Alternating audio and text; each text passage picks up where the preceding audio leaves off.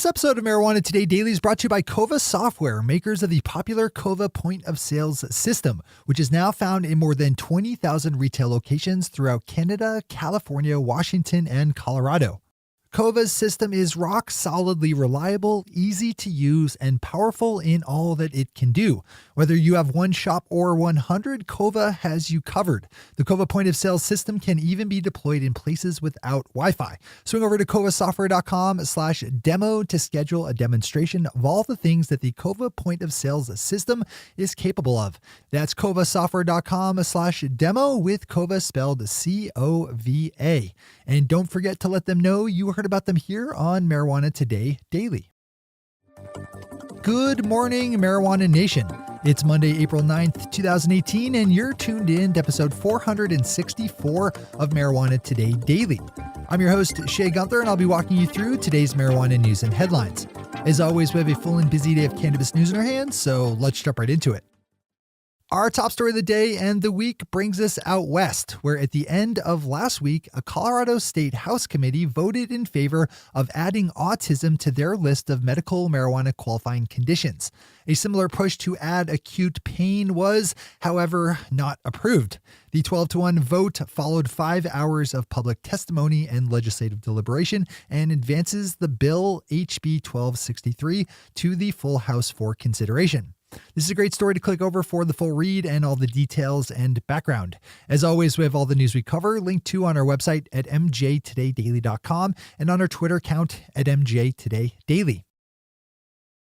Tom Angel over at Marijuana Moments picked up our second story of the day with a piece about a low-grade Twitter throwdown between Fox News host and Trump sycophant Tucker Carlson and California Democratic Congressman Ted Lieu, who invited the hot-headed conservative propagandist to visit the Golden State after Carlson tweeted criticisms of California.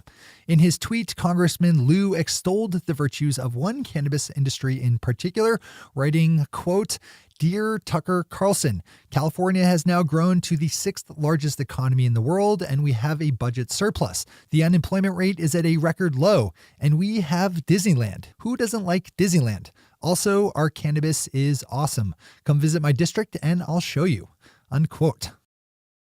Our final top story of the day swings us up to Alaska, where the members of the State Marijuana Control Board have decided to hold off on discussing the possibility of opening up commercial social marijuana use until they fill the vacant board seat left empty last month by the resignation of board member Travis Welch.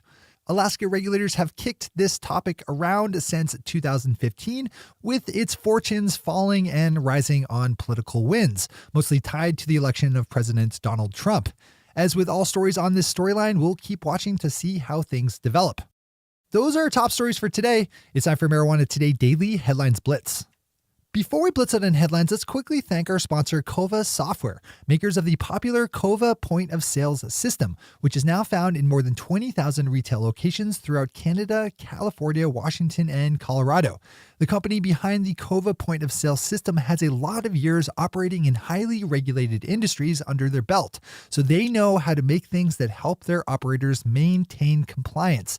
You don't want to ever be knocked out of compliance because of some simple user error. That's why Kova designed their system to be smart about those things right out of the box. Their system has stood tall on the busiest of sales days, including 420, the day before the Super Bowl, and Green Wednesday. Harness some of that prowess and power for yourself by scheduling a demonstration over at kovasoftware.com/demo with Kova spelled C-O-V-A. That's kovasoftware.com/demo. All right, time for the Blitz. Civilized has a good story up about a Massachusetts town working to position itself to take advantage of folks from Rhode Island driving over the state border to get legal adult use cannabis.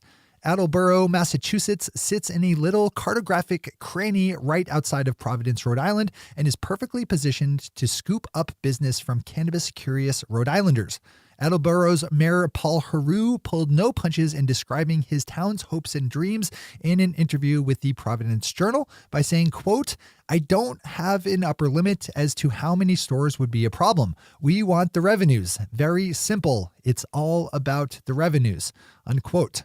Once Massachusetts starts rolling out adult use dispensaries, a lot of pressure is going to be put on border states like Rhode Island to catch up, and it's towns like Attleboro where that pressure will be felt on the ground. Canada's the Khronos Group has wrapped up a round of fundraising in which it pulled in $100 million Canadian. The company issued just over 10 million shares at $9.60 per and will use the proceeds to fund ongoing operations, its international expansions, and to be held for future projects and investments. Bouncing back up to Alaska for a headline, we have the state releasing some numbers for how its legal cannabis industry did in the month of February. According to the Alaska Department of Revenue, in-state cultivators paid $897,082 in cannabis taxes. Alaska taxes its legal marijuana industry at the cultivator level, levying a total of $800 a pound for flower in taxes and $240 a pound for trim.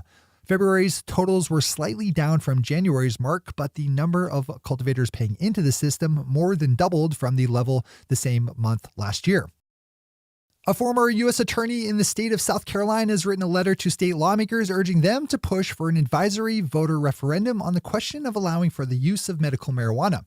Bill Nettles, who served as South Carolina's U.S. attorney from 2010 to 2016, sent his letter to leaders in both parties and wrote in part, quote, "I think it's important that our state Democratic and Republican parties allow primary voters to be heard on the important issue of legalization of medical marijuana for seriously ill patients in our state," unquote. Pennsylvania health officials are considering a plan to allow registered medical marijuana patients to purchase cannabis flower in dispensaries. The slight hitch in the plan is that they want to do it in a way that prevents patients from smoking the flower. Instead, cannabis would be made available in a vaporizable form. Currently, Keystone State patients can only buy cannabis in pill, oil, tincture, or concentrates form, all of which require expensive processing that adds to the cost of the finished product. That desire to drive costs down seems to be the main factor behind the push in Pennsylvania. We'll keep an eye on this one. Noted Washington, D.C. activist Adam Eidinger is heading to the burbs. WTOP is reporting that Mr. Eidinger, who we've reported on lots in the past for his savvy cannabis activism, is moving to Maryland, where he's now a registered voter in a long-term bid to oust prohibitionist Congressman Andy Harris, who represents Adam's new home in Maryland's 1st Congressional District. I would not want to be in Congressman Harris's shoes, for lots of reasons, but especially in having Adam actively organizing against me. I'm predicting lots of future entertaining headlines here. And finally for today, we wrap up with a nice story on Hash Bash, the annual pro-cannabis rally that took place this past weekend in downtown Ann Arbor, Michigan. First, a couple of disclosures on this one, as my longtime friend Mark Passerini, who you might know as the owner of the Ohm of Medicine Medical Marijuana Dispensary, a longtime sponsor of the show, is the MC of the Hash Bash and one of the leading organizers of the big event. The Detroit Free Press lent some nice treatment to the rally, which has been taking place every year since 1972. Oh, and my friend Betty Aldworth, a regular on our weekly show Marijuana Today and executive director of Students for Sensible Drug Policy, was an invited speaker on Saturday. Nice work to all on that great event. Those are the headlines and news for the day. I'll be back with you again tomorrow morning with another information-packed episode of Marijuana Today Daily. But in the meantime, if you have any stories to share or feedback to give, zip us an email to headlines@mjtodaydaily.com. And while you're clicking around the interwebs, swing over to our Twitter account at MJTodayDaily and visit our website at mjtodaydaily.com to find links to all the news we cover. Thanks to our sponsor, Kova, and to all of our awesome patron listeners for the support that makes this show possible. To join the lesser strengths of the patron listeners yourself, swing over to our website at mjtodaydaily.com and click on that big blue button at the top of the page that says, Become a Patron. I'm your host, Shay Gunther. Thanks for tuning in, starting your day with Marijuana Today. Today.